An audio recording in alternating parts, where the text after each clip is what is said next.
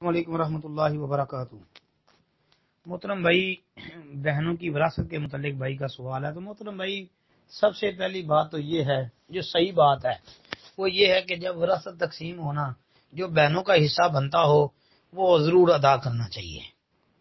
جی، ادا کرتے نہیں تو پہلے ہی پوچھتے رہتے ہیں لوگ اپنی بہنوں سے، باجی آپ نے حصہ لینا ہے، آپ نے لینا ہے۔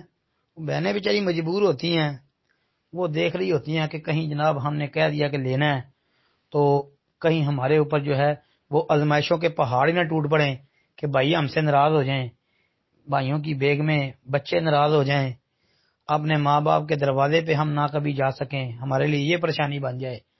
تو بھائی پوچھنا نہیں، ادا کرنا ہے، ادا کر دو کیونکہ ان کا حق ہے۔ جی، تو ان کا حق ان کو دو۔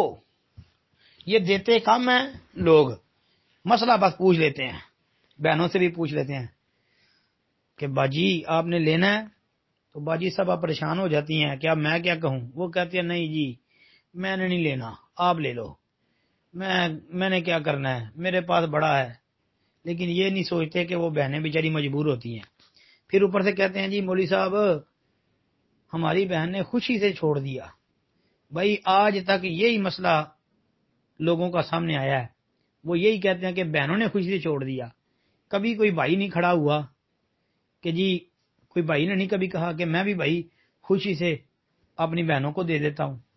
ایسا کوئی بھائی ہمت کر کے دکھائے ہاں کہ بھائی کوئی کہے کہ جی میں پوری خوشی کے ساتھ اللہ کو حاضر نظر جان کے اپنا حصہ اپنی بہنوں کے لیے وقف کرتا ہوں کہ یہ میری بہنیں لے لیں، مجھے نہیں چاہیے۔ ایسا بھائی کوئی کھڑا ہو ہاں، ایسے بھائی کی کوئی مثال ملتی ہے؟ نہیں۔